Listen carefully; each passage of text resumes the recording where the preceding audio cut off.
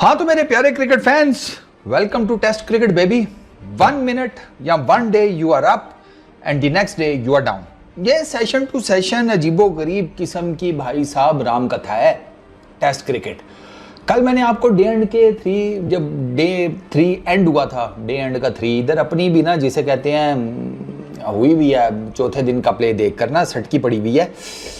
कल डे 3 के एंड के ऊपर मैंने आपको क्या कहा था कि भाई साहब जिस मोड़ के ऊपर, जिस टेंजेंट के ऊपर, जिस कहते हैं ना क्रिकेटिंग वर्टिकल के ऊपर ये डे एंड हुआ है ना, आखिरी का बुमराह का ओवर, वो मुंह मारियां, वो जिसे कहते हैं इशारे, ठीक है, वो आवाज नीचे, वो वाला सीन, उससे ये जो आखिरी 2 दिन है ना ये बहुत एक्साइटिंग हो जाएंगे और वो आज आपने देख लिया। डे 4 के एंड के ऊपर अभी ये जो टेस्ट मैच है ये किसी भी साइड पर जा सकता है, मतलब इन अ वे कि आज हमने बहुत एक्शन देखा है सर। आज हमने 14 विकेटें गिरते हुए देखी हैं एक दिन में, 14 विकेट्स। मेरा ख्याल है कि ये इस सीरीज में इससे पहले नहीं हुआ, ये हमने फर्स्ट टाइम ही देखा है।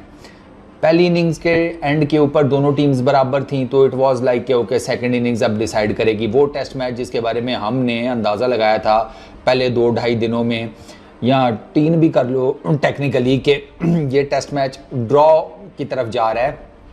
आपको पता ही है, मैंने आपको कल वो बताया था विन परसेंटेज में ड्रॉ दूसरे नंबर पर था।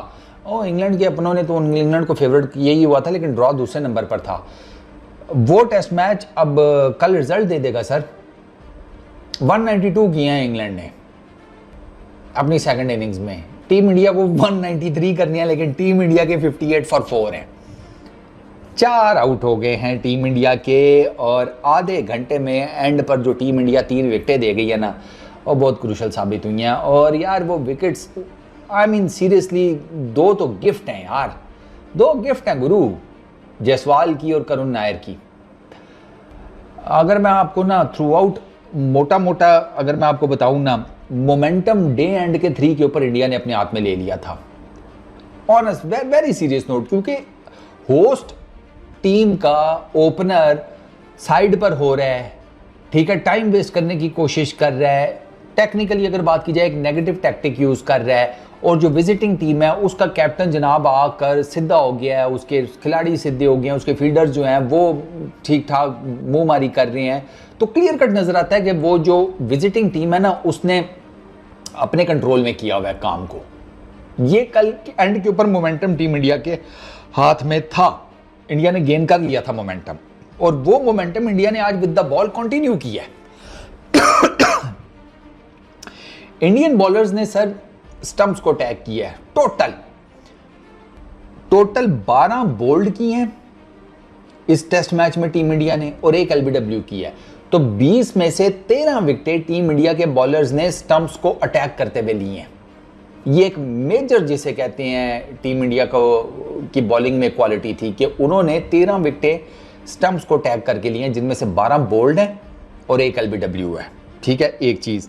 अच्छा, जो एंड्स थे ना दोनों आज, ये विकेट जो है ये पहले 3 दिन तो बैटिंग के लिए ठीक रही है, अब ये आखिरी 2 दिन में ना स्पेशली वो जो नर्सरी एंड है इधर का, वहां से तो मतलब it's really difficult for the batters to bat, क्योंकि वहां पर ना वो जो 8 मीटर की लेंथ है ना, उस कॉरिडोर में गेंद पड़ के ऊपर जा रहा है, ठीक ठाक बाउंस ले रहा है, और ठीक ठाक नीचे रह रहा है। वहां पर इतना वेरिएबल बाउंस है नर्सरी एंड से 8 मीटर की लेंथ के ऊपर कि आपकी सोच है, और आपने देखा भी होगा आज। अगर आप बुमराह का ओपनिंग स्पेल देखें वो अनलकी रहा, लेकिन उसका गेंद जिस तरीके से ऊपर नीचे हो रहा था वो आपके सामने है, ठीक है। पवेलियन एंड पे उतना ज़्यादा नहीं है, लेकिन पवेलियन एंड से सिराज ने ब्रेक थ्रू दिए टीम इंडिया को अर्ली मॉर्निंग। इंडिया का पहला 1.25 घंटा बॉलिंग का कमाल का था, कमाल का। उसमें बुमराह, सिराज, उसी में विकेटें गिरी हैं। वो मॉर्निंग सेशन में वो 4 विकेटें ले गए इंग्लैंड की, और वहीं पर उन्होंने ना जिसे कहते हैं इंग्लैंड को दबोच भी लिया, इंग्लैंड को पकड़ के हाथ भी जिसे कहते हैं ना इंग्लैंड के ऊपर सीधा कर दिया। तो सिराज ने पवेलियन एंड से ब्रेक थ्रू दिए थे, नर्सरी एंड से फंस रहा था इंग्लैंड का पेयर, लेकिन प्रॉब्लम वाज दैट कि वो लकी रह रहे थे अगेंस्ट बुमराह। तो एक तो ये दोनों एंड्स का है, और ये विकेट जो है ना ये इन अ वे कि अब बॉलर्स को फेवर कर रही है, और वो आपने देख लिया होगा स्पेशली ये जो इंडिया की सेकंड इनिंग्स में बैटिंग थी उसमें आपको जिस तरह से विकेटें गिरी हैं, करुण नायर का शॉट आप देख लें या जो भी आप उसको देख लें, इट वाज समथिंग कि यार आप ना सोचते हैं कि यार ये अचानक से इस विकेट को हुआ क्या, कोई क्रैक्स भी नहीं है, मज़ेदार बात, कोई क्रैक नहीं है, कोई कुछ नहीं है, नॉर्मल विकेट नज़र आ रही है, लेकिन 8 मीटर का वो जो है ना एरिया नर्सरी एंड से वहाँ गेंद पड़ता है तो कोई पता नहीं यहाँ से गुजर जाए और कोई पता नहीं आपके जनाब जिसे कहते हैं कि टखनों के पास से निकल जाए, और हमने मल्टीपल टाइम्स वो होते हुए देखा है। अच्छा, सुंदर की बॉलिंग बहुत नेक्स्ट लेवल की थी। ये जो अंडर 200 आउट किया ना, उसमें सुंदर का जिसे कहते हैं ना, वो बहुत उसमें अमल दखल है। उसमें शुभमन गिल की जो फील्डिंग चेंजेस है ना, उसका भी बड़ा अमल दखल है। इन दोनों कैप्टन्स ने ना, स्टोक्स ने और गिल ने, इन्होंने फील्डिंग चेंजेस करके बड़ा ज़बरदस्त एक दूसरे के बैटर्स को फंसाया है। फिर वो केएल राहुल की शोएब वाली विकेट हो या आज हैरी ब्रुक का बोल्ड हो, ये सारा कुछ कैप्टन ने ना जो किया ना, इन अ वे के आप उसे कहते हैं ना, फील्डिंग चेंजेस करके थोड़ा सा बैटर को उसके माइंड के साथ खेलना, ये इन दोनों ने आज किया है। अच्छा,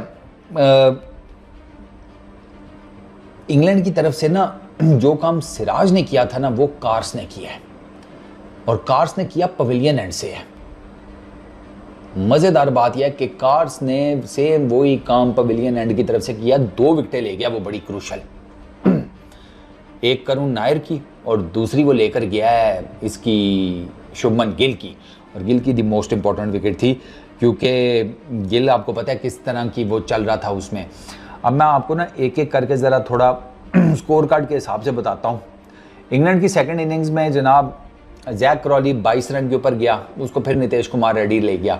जैक क्रॉली का सीन ये था कि जैक क्रॉली ने ना बुमराह का गुजार दिया स्पेल, वो सिराज का भी समहाउ दी अदर मैनेज कर गया। 22 रन वो इतना ही करता है, 15, 20, 22, 25, 30।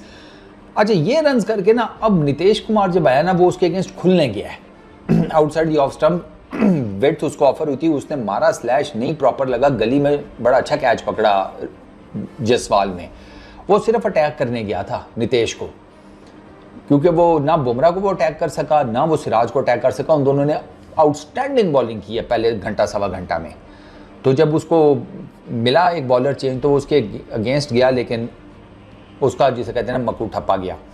बेन डकेट पहला आउट हुआ, सिराज ने उसे पुल करने गया, लॉन्ग ऑन के ऊपर कैच दे दिया। वो अजीब सा ही शॉट था, अजीब टेंजेंट सी उसकी टांगें बनी हुई थी, मतलब इन अ वे के वो डायगनल करके खेलने गया था, टांग उसकी उस तरफ जा रही है, शॉट उसका इस तरफ जाने के चक्करों में है, तो वो अजीब डायगनल ना, वो फंसी फंसी सी उसकी शॉट थी, तो वो पूरी लगी कोई नहीं, वो कैच वहाँ पर चला गया। अच्छा, उसके बाद ओले पॉप, उसको सिराज ने LBW कर दिया। सिराज ने मेरा ख्याल, हाँ, पहले घंटे 3 में ना सिराज की अगर हर बात मानी जाती ना, तो सिराज ने तीनों रिव्यूज़ ले लेने थे। सिराज का एक रिव्यू जो है वो ज़ाया हो गया, ठीक है, वो मिसिंग हो गई लेग स्टंप की तरफ। दूसरा रिव्यू ओले पॉप के अगेंस्ट, ये सिराज का जो है ना ये चल गया। इसमें भी हाइट का, शुभमन गिल को थोड़ा हाइट का था कि हाइट तो नहीं ज़्यादा, लेकिन सिराज ने कहा नहीं हाइट बिल्कुल नहीं है। और ये जो ओले पॉप के अगेंस्ट बॉल बड़ा ज़बरदस्त पड़ के अंदर आया और वो उसके पैड पे लगा, तो वो मुझे लग रहा था कि ये अगर अंपायर्स कॉल हो जाएगी ज़्यादा से ज़्यादा, ओले पोप के बचने के चांसेस कम है। और दूसरा ये कि पोप जो है ना, उसकी अगर 40-45 की बैटिंग एवरेज है ना पहली इनिंग्स में, तो सेकंड इनिंग में उसकी 20 की भी बैटिंग एवरेज नहीं है, वो सेकंड इनिंग्स में लटक जाता है। 19.64 की तो मेरा ख्याल है उसकी बैटिंग एवरेज है सेकंड इनिंग्स में, तो pope was an easy target in second innings, तो सिराज उसको भी आते साथ ले गया। अच्छा जी, उसके बाद जो रूट, ठीक है, जो रूट ने 40 किए, हैरी ब्रुक 23 किए 19 गेंदों के ऊपर। हैरी ब्रुक ने ना आकर शुरू हुआ था वो, उसने सर 2 वो पैडल स्कूप खेले, ठीक है, बिल्कुल ब्रिलियंट। उसने एक लॉन्ग ऑफ के ऊपर छक्का मारा, वो मेरा अगर if I am not wrong तो वो चंद बेहतरीन शॉट्स में से एक है इस पूरी सीरीज़ के, बहुत आउटस्टैंडिंग उसने छक्का मारा था, ठीक है। 4 चौके मारे, 1 छक्का मारा, 22 रन 23 में तो उसके बाउंड्रीज में है। शुभमन गिल ने क्या किया कि डीप फाइन लेग को ना स्क्वायर वाली साइड से थोड़ा सा हटा के इस तरफ फाइन किया है, ठीक है।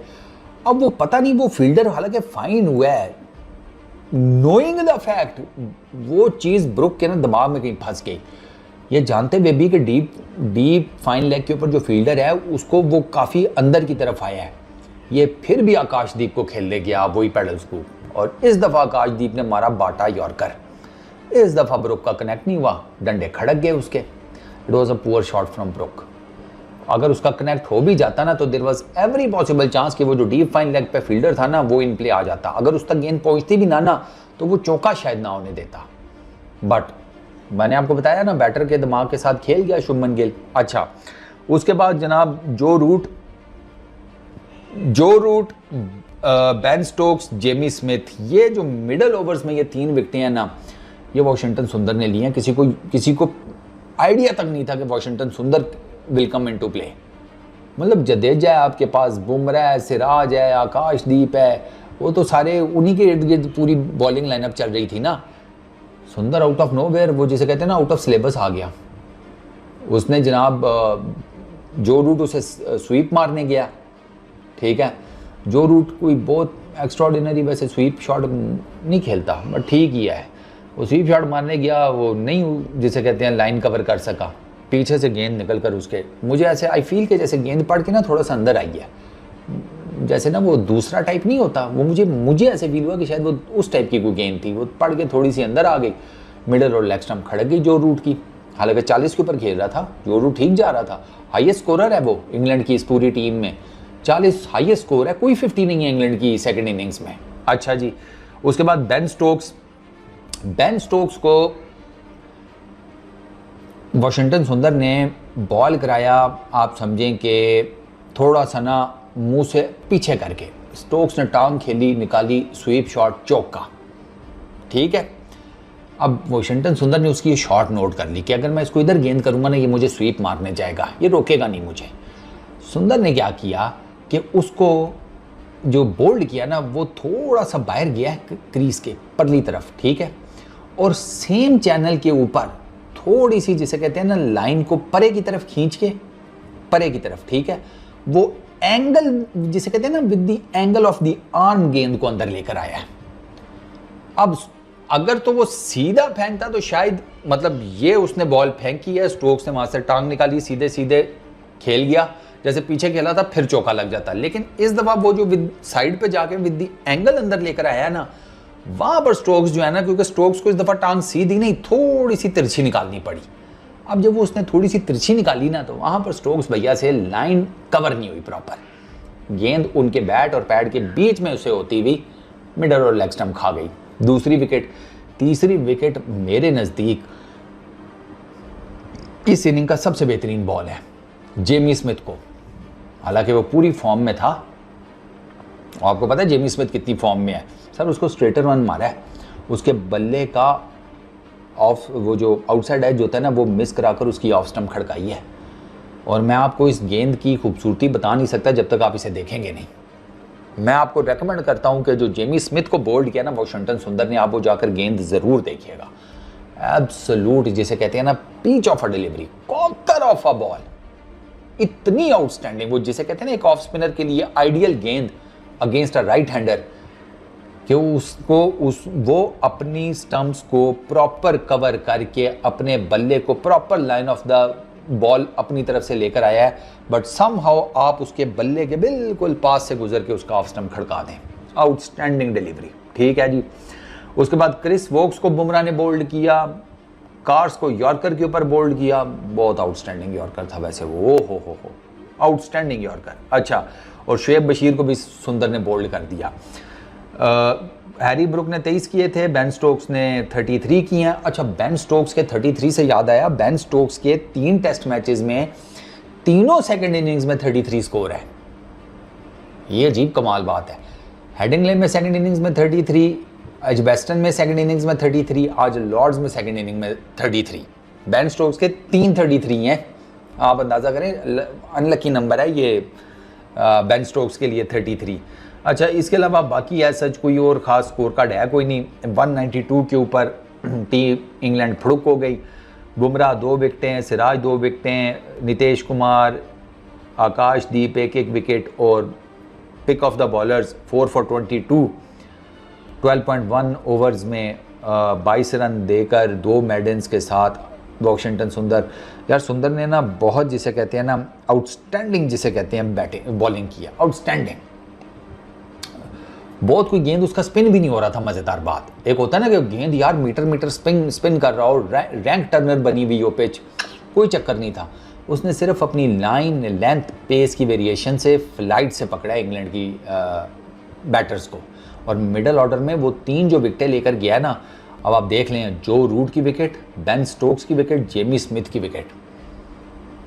और जिसने ये पूरी टेस्ट सीरीज देखी है ना उसको पता है कि ये 3 विकेटें कितनी इंपॉर्टेंट है। तो यार 192 पर इंग्लैंड को उड़ा कर रख देना बहुत बड़ी कामयाबी थी for Indian team, there is no doubt, ठीक है।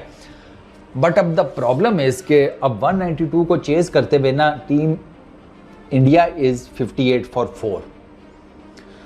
जयसवाल ब्रेन फेडेड शॉट, मतलब मुझे नहीं समझ आई कि वो क्या करने गया है। एक होता है ना बंदा शॉर्ट बॉल का नूरा हो, तो आप कहते हैं कि यार इसको शॉर्ट बॉल आ गई, क्या करता बेचारा, इसको तो शॉर्ट बॉल नहीं खेलनी आती।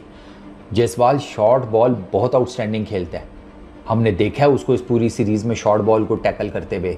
बट अब मुझे ये नहीं समझ में आ रही कि आपको एक शॉर्ट बॉल पड़ा है जोफ्रा आर्चर का, आपका सर यूं पीछे जा रहा है, आप यहाँ पर यूं कर रहे हैं, यूं भी नहीं उस्ताद जी, यूं भी नहीं, यूं। व्हाट वाज दैट यार, इतने क्रूशल टाइम के ऊपर ये शॉट, मतलब जयसवाल का ना अब तक का मेरा ख्याल है ये मोस्ट ब्रेन फेडेड मोमेंट है यार। जयसवाल शुड रियलाइज, यंगस्टर है, सारा कुछ है, बट जानू यू शुड रियलाइज कि ये जो टेस्ट क्रिकेट है ना, ये एक इंतहाई डिफरेंट चीज़ है, ये वाइड बॉल क्रिकेट नहीं है। ये इसमें ना बहुत कुछ चेक होता है, आपका टेम्परामेंट, आपका पेशेंस, ठीक है, आपका स्किल सेट, आपकी क्वालिटी ऑफ बैटिंग, और जयसवाल में सब कुछ है। और आज उसने खुद इन सारी चीज़ों को अपनी मल्टीप्लाई बाय 0 कर दिया ये शॉट मार के। It was absolutely nothing shot comes to Karun Nair.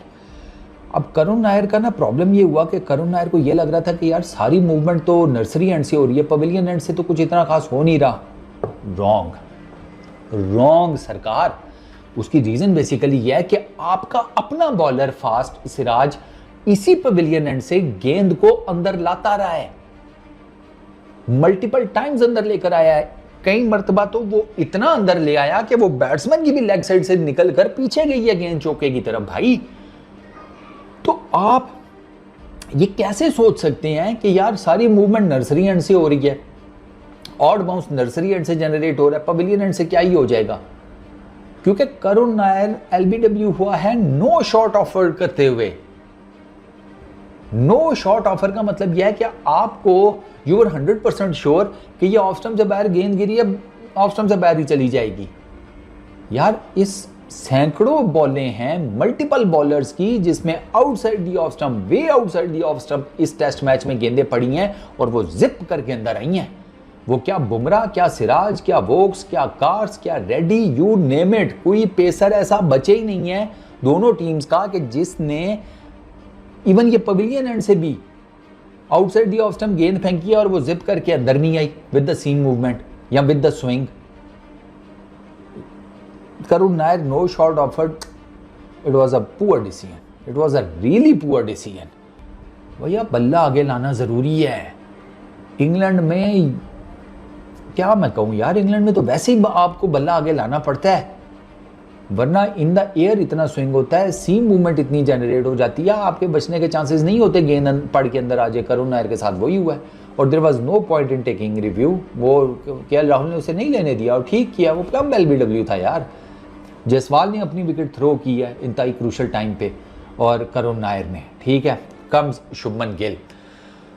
अच्छा जी, शुभमन गिल ने 6 स्कोर किया है। शुभमन गिल ने एक चौका बड़ा अच्छा मारा। शुभमन गिल के अगेंस्ट एक कॉर्ड बिहाइंड की अपील हुई, कार्स की ही गेंद के ऊपर। ये जो जिसे कहते हैं आउट हुआ है इससे कुछ ही टाइम पहले अंपायर ने आउट दे दिया, गिल ने इमीडिएटली रिव्यू कर लिया, कोई बैट इन्वॉल्व नहीं था, गिल उस पर बच गया। अच्छा, फिर उसके बाद ये जो गेंद था ना, ये पड़ के हल्का सा आया अंदर को और गिल नहीं इनवर्ड मूवमेंट को टैकल कर सका। पुराने वाला गिल याद आ गया मुझे कि जिसको अंदर लेकर आओ तो वो फंस जाता है। और गिल, मुझे एक चीज़ की गिल की समझ नहीं आई, गुरु ये 6वीं इनिंग है आपकी इंग्लैंड में, कितनी? 6ठी। मेरा नहीं ख्याल कि पिछली इनिंग में स्मिथ को आगे लेकर आए कि आप क्रीज से बाहर खड़े होते हैं तो आपको काउंटर किया जाए, ठीक है। उसके अलावा आप क्रीज से बाहर निकलकर आगे जाकर गेंद को पकड़ रहे थे और आप कामयाब हो रहे थे, आपके रन्स भी आ रहे थे, आपका एलबीडब्ल्यू का भी चांस निकल गया था और इंग्लैंड को नहीं समझ आ रही थी कि आपको कैसे टैकल करें। इंग्लैंड ने पिछली इनिंग्स में आपको टैकल किया, वोक्स के अगेंस्ट स्मिथ को आगे लेकर आए, यू वेट को आउट बिहाइंड। अब भी तो पीछे थे तो भाई आगे निकला क्रीज से यार, आगे। गिल ने, मुझे नहीं समझ आता कि क्रीज में खड़े होकर खेलने का फैसला क्यों किया, कि जब उसे पता भी है कि मैं क्रीज से बाहर खड़ा होकर खेल रहा हूं तो मेरा ठीक काम चल रहा है। गिल अंदर खड़ा था इस दफा क्रीज के, यही गेंद होता, गिल आउटसाइड, गिल क्रीज से बाहर खड़ा होता और ये इसके पैड पर लगती, ये गेंद इसकी विकेटों से ऊपर चली जाती। आप इससे अंदाज़ा लगा लें कि अगर गिल अपनी उस ओरिजिनल पोजीशन पे खड़ा होता ना, जिस पोजीशन पे इसने डबल 100 भी मारी है, सेंचुरीज भी मारी हैं, वहीं यानी कि 1 फुट क्रीज से बाहर निकल के खड़ा हो गया और उसके बाद आगे जाकर, तो टोटल ये तकरीबन आप बन जाता है आपका 8-10 फुट का फासला from the stumps to the point जहाँ पर गिल गेंद को कनेक्ट कर रहा था इस टेस्ट मैच से पहले। इवन इस टेस्ट मैच में भी पहली इनिंग में ही वॉज डूइंग इट। फिर उन्होंने कहा इसको तो क्रीज में वापस लेकर आओ ना, तो फिर वो स्मिथ को आगे ले आए थे। तो अगर वो ही पोजीशन रखता ना क्योंकि कार्स के लिए वो ऊपर नहीं आता, मुझे नहीं लगता स्मिथ, उसको आगे देना चाहिए था, ये एलबीडब्ल्यू बच जाता, सीरियसली एलबीडब्ल्यू बच जाता। तो ये अच्छा, गिल आई फील के अपनी थोड़ी सी वो जो टेक्निकल उसने मिस्टेक किया उसकी वजह से आउट हुआ है। केएल राहुल का क्रिस वोक्स ने अपनी गेंद के ऊपर by the way catch drop कर दिया था और इस टाइम इंडिया की the most crucial wicket KL Rahul की है। He is not out but उसका बैट चलना बहुत मैटर करता है। एक दूसरा, आकाशदीप नाइट वॉचमैन आया था, स्टोक्स ले गया उसे नर्सरी एंड से, क्योंकि एवरीवन वाज टॉकिंग अबाउट कि स्टोक्स को नर्सरी एंड से खुद आना चाहिए और जल्दी आना चाहिए, वो करेगा इस गेंद के साथ कुछ ना कुछ, और उस कमबख्त मारे ने किया है। आपने देखी है स्टोक्स की बॉलिंग, वो नर्सरी एंड से ही वाज ऑलमोस्ट अनप्लेएबल और वो ले गया आकाशदीप को। आकाशदीप को बैटिंग थोड़ी आती है, वो तो नाइट वॉचमैन आया था, उसने जितना वो रोक सकता था उसने कोशिश की है, 11 गेंदें खेल कर गया है, 1 रन बनाया है, लेकिन इवेंचुअली फिर वो बोल्ड ही हुआ। तो अब 58 फॉर 4 है और पीछे बैटर 4 हैं। Next is Rishabh Pant, definitely Jadeja, ठीक है, वॉशिंगटन सुंदर और नितेश कुमार रेड्डी। अगर मैं बैटिंग पेयर के हिसाब से बात करूं तो आई फील कि next will be Pant, then Reddy, Jadeja, Washington Sundar, ये 4 ये हैं। 5वां केएल राहुल है और स्कोर करना है मज़ीद 135 कितना, 135। इंडिया इस टेस्ट मैच से अभी बाहर हुआ नहीं है, but the thing is momentum जो है ना वो इंग्लैंड के पास है इस टाइम।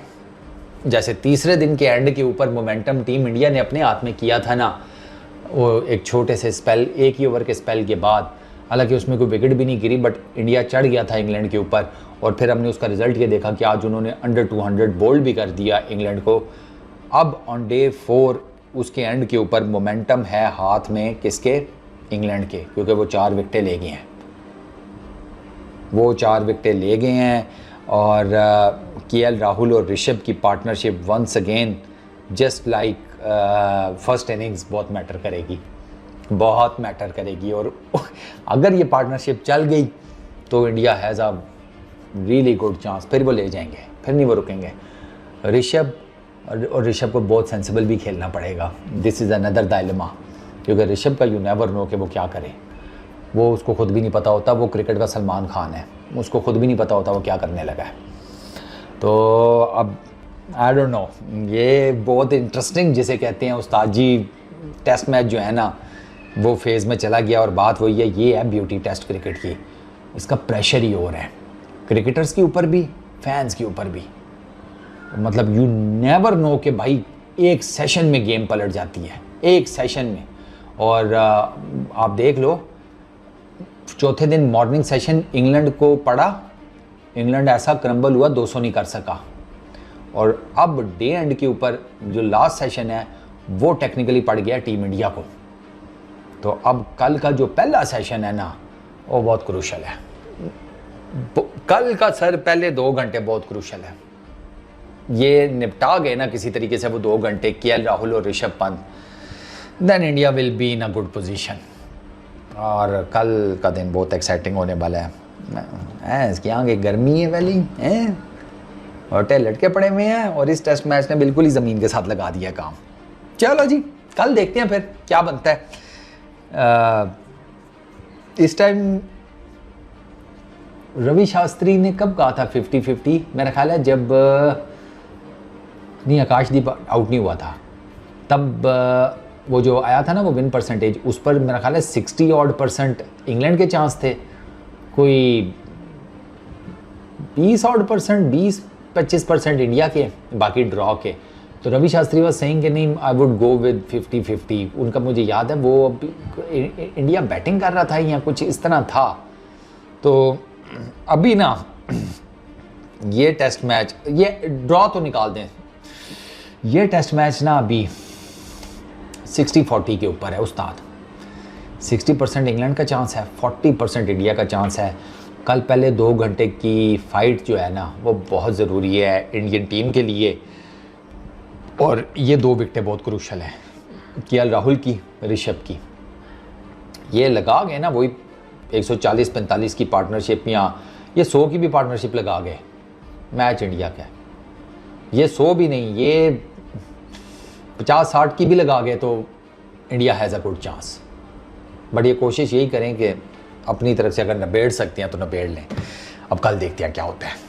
आज बहुत से लोगों को रात को नींद नहीं आएगी, क्या करें, टेस्ट क्रिकेट सारी चीज़ ही ऐसी है।